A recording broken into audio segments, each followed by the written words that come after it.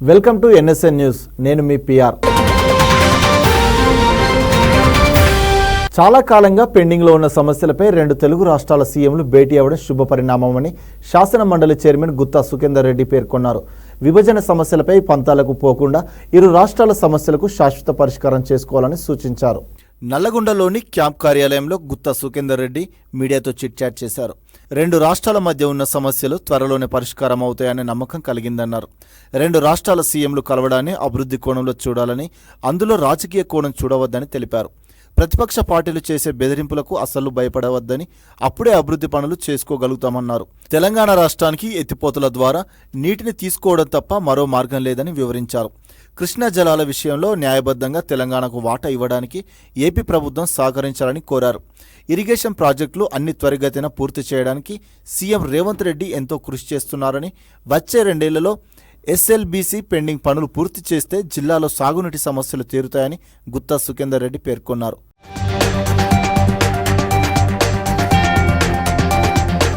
శాసన మండలి రద్దు అనేది అసంబద్ధమైన ప్రచారమని మండలి చైర్మన్ గుత్తా సుఖేందర్ రెడ్డి అన్నారు.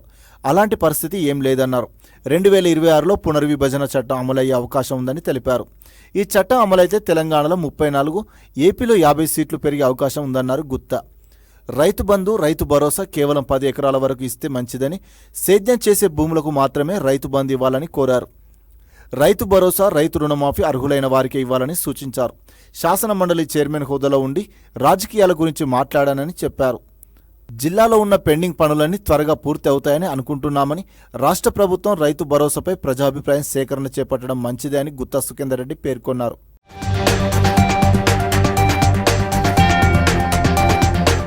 వ్యవసాయం, రైతులను కాపాడుకోవడం తమ ప్రభుత్వ లక్ష్యమని ఏపీ మంత్రులు నిమ్మల పార్థసారథి కొల్లు తెలిపారు. ప్రకాశం బ్యారేజ్ నుంచి కృష్ణా పశ్చిమ డెల్టాకు తాగునీటిని విడుదల చేశారు మంత్రులు.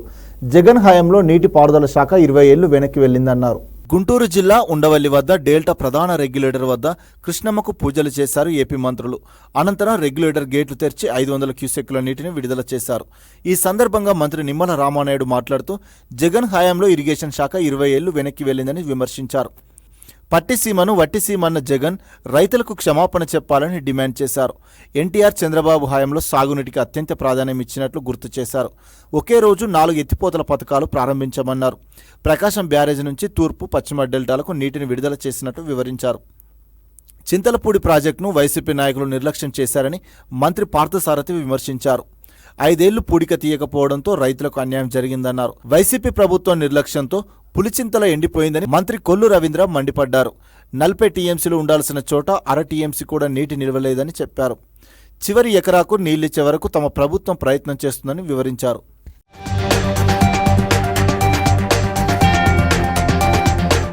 పూర్తిస్థాయి బడ్జెట్ ఈ నెలలోనే ప్రవేశపెడతామని, ఈ బడ్జెట్లోనే రైతు భరోసాకు నిధులు కేటాయిస్తామని డిప్యూటీ సీఎం బట్టి విక్రమార్క చెప్పారు. తెలంగాణలో ఏర్పడిన ప్రజాప్రభుత్వం రాష్ట్ర వనరుల సంపదను ప్రజలకే పంచుతుందని స్పష్టం చేశారు. పంటలకు పెట్టుబడి సాయం కోసం రైతు భరోసా ఇస్తామని ఎన్నికల్లో వాగ్దానం చేశామని, ఆ హామీ అమలు చేయాలనే దృఢ సంకల్పంతో ఉన్నామన్నారు. రైతు భరోసా పథకం విధి విధానాల రూపకల్పనలో భాగంగా కేబినెట్ సబ్ కమిటీ ఇవాళ ఉమ్మడి ఖమ్మం జిల్లాలో అభిప్రాయాలను సేకరిస్తుంది. ఖమ్మం కలెక్టరేట్ కార్యాలయంలో జరిగిన ఈ కార్యక్రమానికి కమిటీ అధ్యక్షుడు బట్టి విక్రమార్కతో పాటు సభ్యులైన మంత్రులు పొంగిలేటి, తుమ్మల హాజరయ్యారు. ఈ సందర్భంగా బట్టి విక్రమార్క మాట్లాడుతూ రైతులు పెద్ద ఎత్తున ఆధారపడిన సాగు రంగాన్ని కాపాడుకుందామని పిలుపునిచ్చారు. గత ప్రభుత్వం విడుదల చేయకుండా పెండింగ్లో పెట్టిన రైతు బంధు నిధులను సమయానుకూలంగా తమ ప్రభుత్వం విడుదల చేసిందని చెప్పారు. పార్లమెంట్ ఎన్నికల నేపథ్యంలో కేంద్రం పూర్తిస్థాయి బడ్జెట్ ప్రవేశపెట్టనందున రాష్ట్ర ప్రభుత్వం కూడా ఓటాన్ అకౌంట్ బడ్జెట్ను ప్రవేశపెట్టిందన్నారు. కేంద్ర ప్రభుత్వం పూర్తిస్థాయి బడ్జెట్ ప్రవేశపెట్టిన తర్వాత రాష్ట్ర ప్రభుత్వానికి ఇచ్చే నిధులను దృష్టిలో పెట్టుకుని త్వరలోనే పూర్తిస్థాయి బడ్జెట్ ప్రవేశపెట్టబోతున్నదని చెప్పారు. ప్రభుత్వం ఓపెన్ మైండ్తో ఉందని, రైతుల ఆలోచన ప్రకారమే ప్రభుత్వం ముందుకు వెళ్లాలనుకుంటుందన్నారు. అందుకే రైతుల నుంచి వచ్చే ప్రతి సూచనను పరిశీలిస్తామని స్పష్టం చేశారు.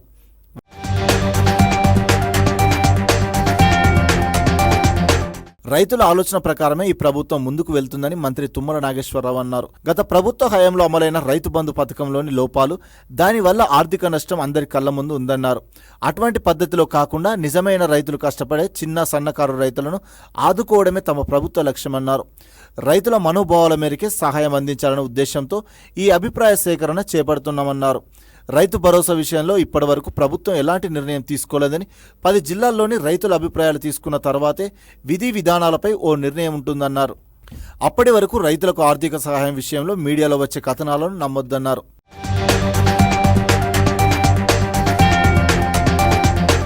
గత ప్రభుత్వంలో ప్రజాభిప్రాయాలు లేకుండానే 4 గోడల మధ్య నిర్ణయాలు జరిగేవని మంత్రి పొంగులేటి శ్రీనివాసరెడ్డి విమర్శించారు.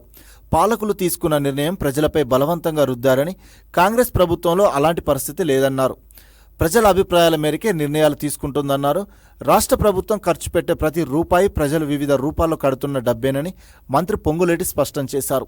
ప్రభుత్వం ఎలాంటి నిర్ణయం తీసుకోవాలో ప్రజల నుంచి అభిప్రాయాలు వస్తేనే బాగుంటుందని ప్రభుత్వం భావిస్తుందన్నారు. రాష్ట్రమంతటా అన్ని ఉమ్మడి జిల్లాల్లో ప్రజాభిప్రాయాలను సేకరిస్తున్నామన్నారు. గతంలో బీఆర్ఎస్ ప్రభుత్వం రైతు బంధు పేరుతో ఏం చేసిందో ప్రజలే తమ అభిప్రాయాలు వ్యక్తం చేస్తారన్నారు. ప్రజల మనోగతనంతా అసెంబ్లీలో చర్చకు పెడతామన్నారు.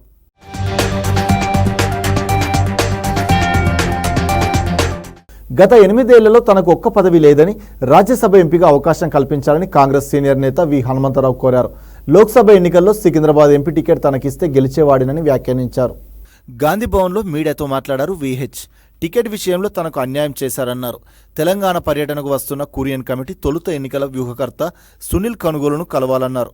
T20 వరల్డ్ కప్ గెలిచిన టీమిండియాకు శుభాకాంక్షలు తెలిపారు విహెచ్. జట్టు సభ్యుడైన హైదరాబాద్ సిరాజ్కు ఇంటి స్థలం, ఉద్యోగం ఇస్తామని ప్రకటించిన సీఎం రేవంత్ రెడ్డికి ధన్యవాదాలు చెప్పారు. దేశంలో క్రికెట్కు మంచి క్రేజీ ఉందని, తెలంగాణలో క్రీడలను సీఎం ప్రోత్సహించాలని కోరారు. రాష్ట్రంలో హైదరాబాద్లో తప్ప ఎక్కడ క్రికెట్ స్టేడియం లేదని, ఏపీలో 12 ఉన్నాయని తెలిపారు. తెలంగాణలోని ప్రతి జిల్లాలో స్టేడియం నిర్మాణానికి 12 ఎకరాల స్థలాన్ని కేటాయించాలని కోరారు. గతంలో క్రీడలను కేటీఆర్ ప్రోత్సహించలేదని, ఎకరం భూమి కూడా కేటాయించలేదని విమర్శించారు. అసెంబ్లీ సమావేశాల్లో క్రీడలకు ఎక్కువ బడ్జెట్ కేటాయించాలని, రుణమాఫీ చేస్తున్న రేవంత్ రెడ్డికి ధన్యవాదాలు తెలిపారు విహెచ్.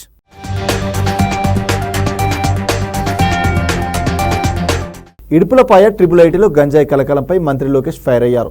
పట్టుబడిన గంజాయిపై సమగ్ర విచారణకు ఆదేశించారు. ట్రిపుల్-ఐటీలో అక్రమాలకు అడ్డుకట్ట వేయాలంటూ విద్యార్థుల తల్లిదండ్రులు లోకేష్ను కలిశారు. విద్యాలయాల్లో గంజాయి ఆనవాళ్లు లేకుండా నిర్మూలిస్తామని హామీనిచ్చారు. వైఎస్ఆర్ జిల్లా ఇడుపులపాయ ట్రిపుల్-ఐటీలో గంజాయి కలకలం సృష్టించిన విషయం తెలిసిందే. ఈ ఘటనపై విద్యాశాఖ మంత్రి నారా లోకేష్ ఆగ్రహం వ్యక్తం చేశారు. పట్టుబడిన గంజాయిపై సమగ్ర విచారణ జరపాలని అధికారులను ఆదేశించారు. గంజాయి బారిన పడుతున్న తమ పిల్లలకు కాపాడాలని, విద్యాలయాల్లో గంజాయి ఆనవాళ్లు లేకుండా చేయాలని తెలుగు రాష్ట్రాల విద్యార్థుల తల్లిదండ్రులు లోకేష్కు ఫిర్యాదు చేశారు. ఇతర రాష్ట్రాల నుంచి తమ పిల్లల్ని ఇడుపులపై ట్రిపుల్-ఐటీ చేర్పించి తీవ్రంగా నష్టపోతున్నామంటూ తల్లిదండ్రులు ప్రజా దర్బార్లో మంత్రి నారా లోకేష్ను కలిసి వాపోయారు. క్యాంపస్ మొత్తం గంజాయికి అడ్డాగా మారిందని తల్లిదండ్రులు ఆరోపించారు. తక్షణమే స్పందించిన మంత్రి సమగ్ర విచారణ జరిపి గంజాయిని ప్రోత్సహించే స్థానిక రాజకీయ నాయకులపై కఠిన చర్యలు తీసుకోవాలని అధికారులను ఆదేశించారు నారా లోకేష్. విద్యాలయాల ప్రాంగణంలో గంజాయి ఆనవాళ్లు లేకుండా నిర్మూలిస్తామని తల్లిదండ్రులకు హామీ ఇచ్చారు లోకేష్. రాష్ట్రంలో గంజాయి నిర్మూలనకు ఇప్పటికే తమ ప్రభుత్వం కఠిన చర్యలు చేపట్టిందని వెల్లడించారు విద్యాశాఖ మంత్రి.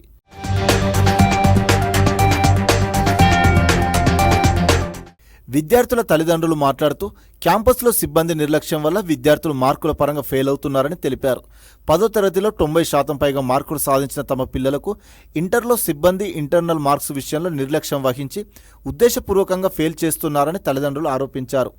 లోపభూయిష్టంగా తయారైన పులివెందులలోని ఇడుపులపాయ ట్రిపుల్-ఐటీపై దృష్టి సారించి తమ విద్యార్థుల భవిష్యత్తు కాపాడాలని ఏపీ, తెలంగాణ రాష్ట్రాల తల్లిదండ్రులు కోరారు. సమస్యను తప్పక పరిష్కరించి విద్యార్థుల భవిష్యత్తు కాపాడుతానని లోకేష్ హామీ ఇచ్చారు.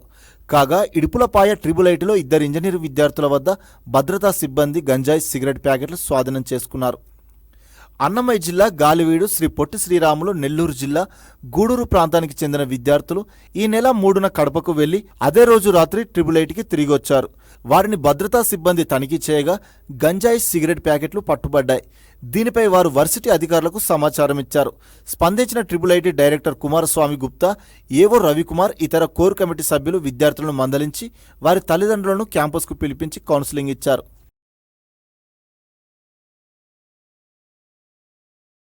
అంచనాలు నిజమయ్యాయి. భారత క్రికెట్ కోచింగ్లో గంభీర్ శకం మొదలైంది. ఊహించినట్టే బీసీసీఐ అతన్ని ద్రావిడ్ స్థానంలో టీమిండియా కోచ్గా నియమించింది. శ్రీలంక పర్యటనతో కోచ్గా గంభీర్ ఇన్నింగ్స్ మొదలవుతుంది. భారత క్రికెట్లో గౌతమ్ గంభీర్ శకం మొదలైంది. జాతీయ పురుషుల క్రికెట్ జట్టుకు ప్రధాన కోచ్గా గంభీర్ను నియమిస్తున్నట్లు భారత క్రికెట్ నియంత్రణ మండలి తెలిపింది. ఇటీవల ముగిసిన టీ20 ప్రపంచ కప్తో మాజీ కోచ్ రాహుల్ ద్రావిడ్ పదవీకాలం ముగియడంతో గంభీర్కు ఆ బాధ్యతలను అప్పగిస్తున్నట్లు అందులో పేర్కొంది. అశోక్ మల్హోత్రా ఆధ్వర్యంలోని అడ్వైజరీ కమిటీ సూచన మేరకు గంభీర్ను ద్రావిడ్ వారసుడిగా ప్రకటించింది.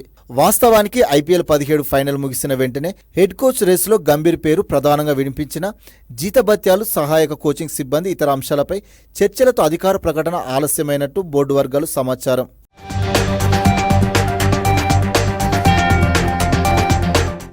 ద్రావిడ్ హయాంలో భారత జట్టు 3 ఫార్మాట్లలోనూ అప్రతిహత విజయాలతో ప్రపంచ క్రికెట్ను శాసించిందని, ఆ వారసత్వాన్ని గంభీర్ మరింత ముందుకు తీసుకువెళ్తాడని BCCI అధ్యక్షుడు రోజర్ బిన్ని, కార్యదర్శి జైషా అన్నారు.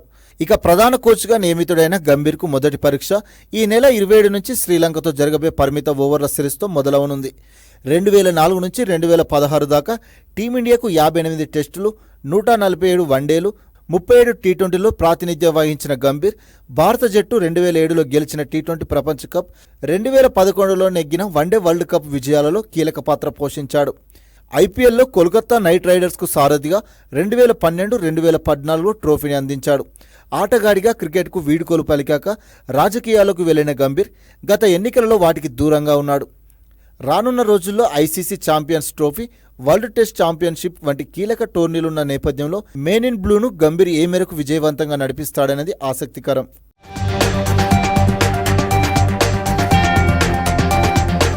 భారత క్రికెట్లో కోహ్లీ కంటే మునిపే దూకుడుకు మారుపేరుగా నిలిచిన గంభీర్ మైదానం లోపల వెలుపల అగ్రెసివ్గా ఉంటాడు.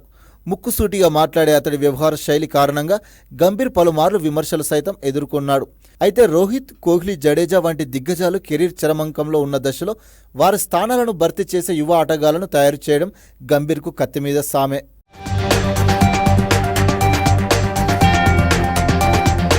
మెడికల్ అండ్ లైఫ్ సైన్స్ RMDకి హైదరాబాద్ హబ్గా మారిందన్నారు మంత్రి శ్రీధర్ బాబు. రాష్ట్రాన్ని అభివృద్ధిలో ముందంజలో ఉంచుతామన్నారు. రాబోయే కాలంలో IT, ఫార్మా, లైఫ్ సైన్స్ పరిశ్రమలకు ప్రోత్సాహకాన్ని అందించేందుకు విధానపరమైన ఏర్పాట్లు చేస్తున్నామని తెలిపారు మంత్రి. హైదరాబాద్ నానక్ రామ్గూడలో Medtronic engineering and innovation global IT సెంటర్ను ప్రారంభించారు IT పరిశ్రమల శాఖ మంత్రి శ్రీధర్ బాబు.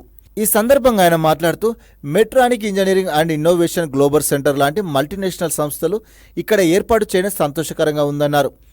రాష్ట్రానికి తమ ప్రభుత్వం చేస్తున్న కృషికి నిదర్శనంగా ఈ గ్లోబల్ సెంటర్ నిలిచిందని చెప్పారు IT మంత్రి.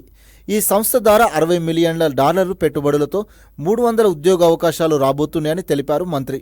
ఫిబ్రవరిలో మొదలుపెట్టి అప్పుడు పెద్ద ఎత్తున పెట్టుబడులను పెట్టబోతుందని వెల్లడించారు శ్రీధర్ బాబు. హైదరాబాద్లో 12 నెలల అనుకూల వాతావరణం ఉంటుందని చెప్పారు. రాష్ట్రంలో సీఎం రేవంత్ రెడ్డి కొత్త ఇనిషియేటివ్స్తో పెట్టుబడులను ఆహ్వానిస్తున్నారన్నారు. ఇన్వెస్ట్మెంట్ పెట్టేందుకు ముందుకు వచ్చే కంపెనీలకు తమ ప్రభుత్వం అన్ని విధాల ప్రోత్సాహం అందిస్తుందని చెప్పారు పరిశ్రమల శాఖ మంత్రి.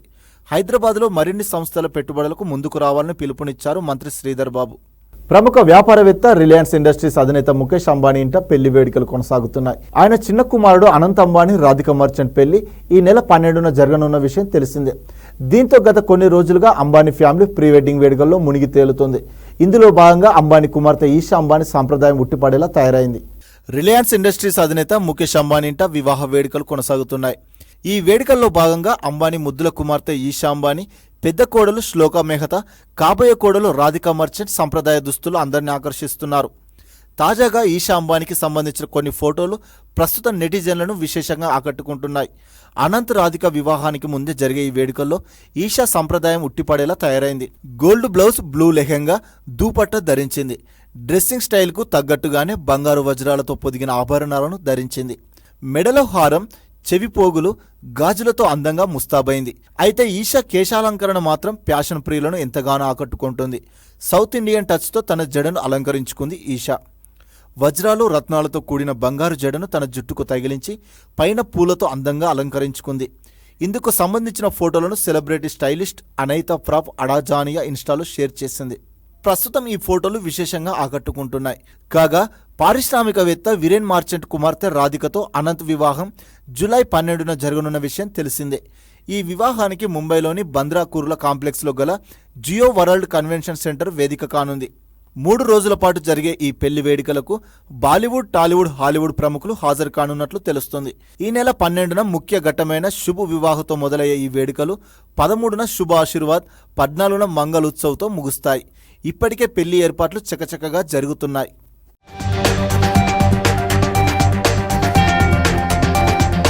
హైదరాబాద్లోని పరిశ్రమ భవన్లో జంగ రాఘవరెడ్డి రాష్ట్ర ఆయిల్ సీడ్స్ కార్పొరేషన్ చైర్మన్గా బాధ్యతలు స్వీకరించారు.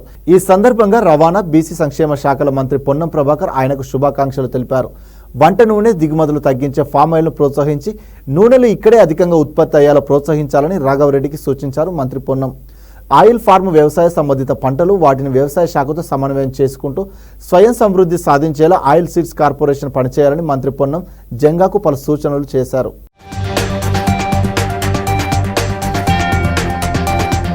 తెలంగాణ గిరిజన డెవలప్మెంట్ ఫైనాన్స్ కార్పొరేషన్ చైర్మన్గా బెల్లయ్య నాయక్ బాధ్యతలు స్వీకరించారు. ఈ సందర్భంగా రవాణా బీసీ సంక్షేమ శాఖ మంత్రి పొన్నం ప్రభాకర్ బెల్లయ్య నాయక్ శాల్వా కప్పి పూలగుచ్చం అందించి శుభాకాంక్షలు తెలిపారు. గిరిజన తాండాల అభివృద్ధికి వారి ఉత్పత్తులను మరింత ముందుకు తీసుకుపోవాలని సూచించారు. గిరిజనుల అభివృద్ధి కోసం రాష్ట్ర ప్రభుత్వం సహకారంతో రాష్ట్ర నిధులతో పాటు కేంద్ర ప్రభుత్వ నిధులు తీసుకొచ్చే విధంగా చర్యలు తీసుకోవాలని చెప్పారు.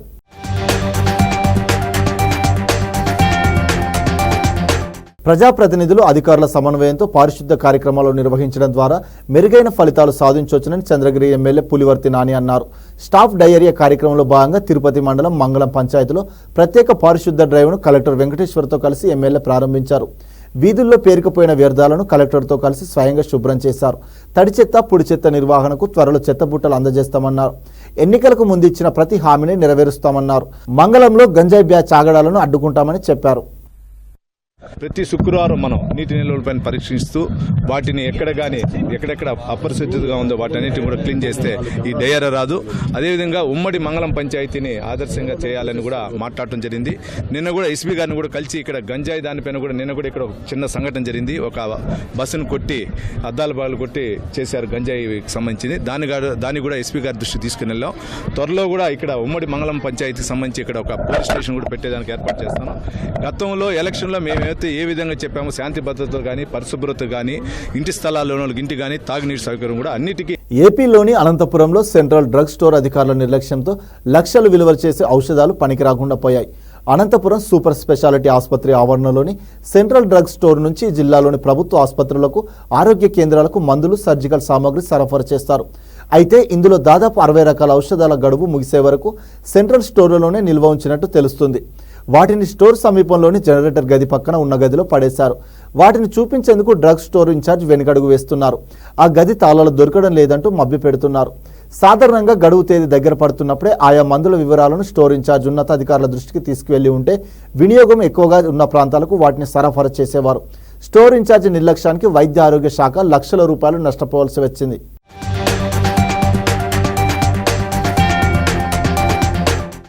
ఏపీలో వైసీపీ కేతిరెడ్డి ఎందుకు ఓడిపోయారో తెలియడం లేదంటూ కేటీఆర్ చేసిన వ్యాఖ్యలపై మంత్రి సత్యకుమార్ ధీటుగా సమాధానమిచ్చారు. తెలంగాణలో బీఆర్ఎస్, ఆంధ్రప్రదేశ్లో వైసీపీ చేసిన ప్రజా వ్యతిరేక పాలనకు ప్రజలు తగిన గుణపాఠం చెప్పి ఇంటికి సాగనంపారన్నారు.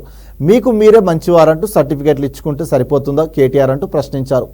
రాష్ట్రంలో డయేరియా అదుపులో ఉందని అధికార యంత్రాంగం తగిన చర్యలు తీసుకుంటుందని మంత్రి తెలిపారు. అవగాహన లేకుండా మాట్లాడడం, ఏ రకంగానైతే ధరణి కార్యక్రమం తీసుకొచ్చి భూ మాఫియాను తెలంగాణలో ప్రారంభం చేశారు. అదేవిధంగా గుడ్ మార్నింగ్ ధర్మవరం పేరుతో మాజీ ఎమ్మెల్యే సందులు గొంతులు తిరిగి భూ కబ్జల ఆస్తుల్ని ఆక్రమించుకున్న, చివరికి చెరువులను కొండలను కూడా కబలించిన విషయం పాపం కేటీఆర్కు తెలిసినట్టు లేదు. అంటే మీ మిత్రులను బట్టి మీరు ఎటువంటి వారో అర్థమవుతుంది.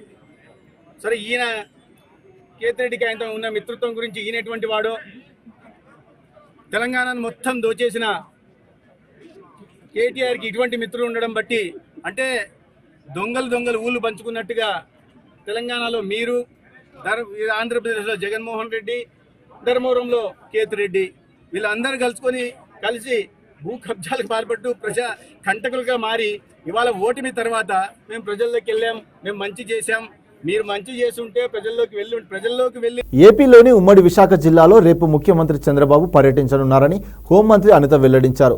అనకాపల్లి జిల్లా పాయకరావుపేట నియోజకవర్గం దార్లపూడి సమీపంలో ఉన్న పోలవరం ఎడమ కాలువను చంద్రబాబు పరిశీలిస్తారని తెలిపారు. భోగాపురం విమానాశ్రయాన్ని సందర్శించి పనుల పురోగతిపై అధికారులతో సమీక్ష నిర్వహిస్తారన్నారు. సిఐఐ కాన్ఫరెన్స్ అనంతరం మెడిటెక్ జోన్ వర్కర్లతో సమావేశమవుతారు. పర్యటన ఏర్పాట్లను హోంమంత్రి వంగలపూడి అనిత, కలెక్టర్ విజయకృష్ణన్, ఎస్పీ పలువురు అధికారులు పరిశీలించారు. సీఎం పర్యటన దృష్ట్యా పటిష్ట ఏర్పాట్లు చేయాలని ఉన్నతాధికారులను హోంమంత్రి ఆదేశించారు. గౌరవ ముఖ్యమంత్రి వర్యులు చంద్రబాబు నాయుడు గారు పోలవరం లెఫ్ట్ మెయిన్ కెనాల్ ని విజిట్ చేయడానికి పాయకరావుపేట నియోజకవర్గంలో ఎస్రాయవరం మండలంలో ఆర్లపూడి విలేజ్ దగ్గర ఆక్వాడక్ట్ ని విజిట్ చేయడానికి చంద్రబాబు నాయుడు గారు రాబోతున్నారు. ఇప్పుడే కలెక్టర్ గారు, ఎస్పీ గారు అందరం కలిపి ఆ ప్లేస్ ను కూడా విజిట్ చేయడం జరిగింది.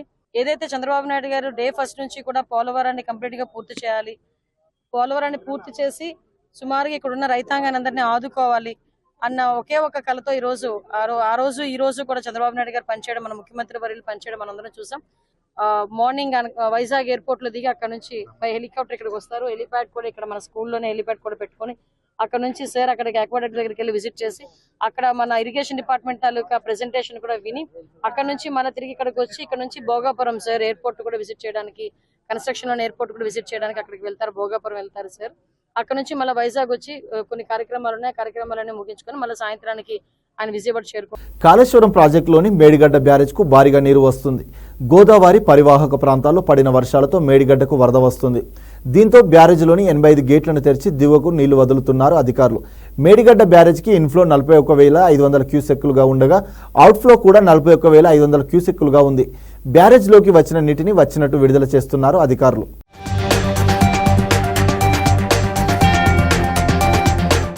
ఏపీలో సార్వత్రిక ఎన్నికలు ముగిసిన వేళ వైసీపీ పునర్నిర్మాణంపై ఫోకస్ పెట్టింది. ఓటమి పట్ల పార్టీ అధినేత మాజీ సీఎం జగన్, ముఖ్య నాయకులు, కార్యకర్తలు వరుసగా సమావేశమవుతున్నారు. అదేవిధంగా ఇటీవల జరిగిన ఎన్నికల్లో పార్టీలోనే ఉంటూ పార్టీ సిద్ధాంతాలకు వ్యతిరేకంగా పనిచేసిన నేతలపై జగన్ చర్యలకు ఉపక్రమించారు.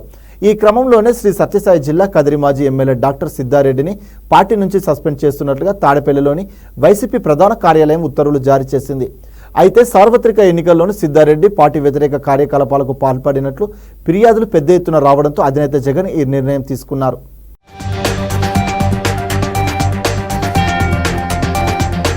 తిరుమల శ్రీవారిని పలువురు సినీ ప్రముఖులు దర్శించుకున్నారు. వీఐపీ ప్రారంభ విరామ దర్శన సమయంలో స్వామివారి సేవలో నిర్మాత దగ్గుబాటి సురేష్ బాబు, దర్శకుడు మలినేని గోపిచంద్, సంగీత దర్శకుడు తమన్ పాల్గొన్నారు. టీటీడీ అధికారులు వారికి స్వాగతం పలికి దర్శన ఏర్పాట్లు చేశారు. అనంతరం రంగనాయకుల మండపంలో పండితులు ఆశీర్వచనం చేసి వారికి స్వామివారి తీర్థ ప్రసాదాలను అందజేశారు. ఆలయం వెలుపల సురేష్ బాబు మీడియాతో మాట్లాడారు. సినిమా టికెట్ రేట్ల పెంపు కన్నా ప్రేక్షకులను థియేటర్లకు రప్పించడమే ముఖ్యమని నిర్మాత సురేష్ బాబు అన్నారు.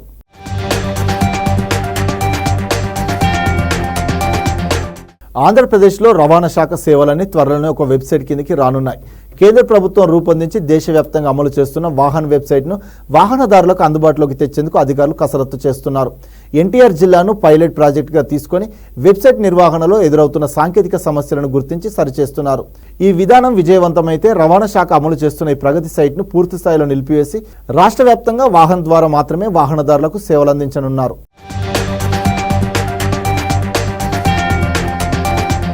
ఫోన్ ట్యాపింగ్ విషయంలో సంయమనం పాటించాలని తెలంగాణ హైకోర్టు పోలీసులను ఆదేశించింది. ఫోన్ ట్యాపింగ్ వ్యవహారంలో విచారణ జరిపి ఉన్నత న్యాయస్థానం పలు కీలక సూచనలు జారీ చేసింది. వ్యక్తిగత జీవితాల్లోకి వెళ్లి అనవసర రాద్ధాంతం చేయొద్దని, జడ్జీలు వారి కుటుంబ సభ్యుల పేర్లు బహిర్గతం చేయొద్దని స్పష్టం చేసింది. ఫోన్ నెంబర్లు, ఫోటోలు బహిర్గతం చేయొద్దని సూచించింది. తదుపరి విచారణను హైకోర్టు ఈ నెల 23కు వాయిదా వేసింది. రాజకీయ నేతలతో పాటు జడ్జీల ఫోన్లు ట్యాప్ చేశారని పత్రికల్లో కథనాలు రావడంతో ఫోన్ ట్యాపింగ్ కేసును హైకోర్టు సుమోటోగా స్వీకరించిన విషయం తెలిసిందే. ఇప్పటికే ఈ కేసులో రాష్ట్ర ప్రభుత్వం కౌంటర్ దాఖలు చేసింది. కేసు విచారణ జరుగుతుందని నిందితులను అరెస్టు చేసినట్లు కౌంటర్లో పేర్కొంది. పలువురు పోలీసు అధికారుల ఫోన్లు సైతం ట్యాపింగ్ చేసినట్లు తెలిపింది. ఈ వ్యవహారంపై ఇవాళ మరోసారి హైకోర్టు విచారణ చేపట్టింది.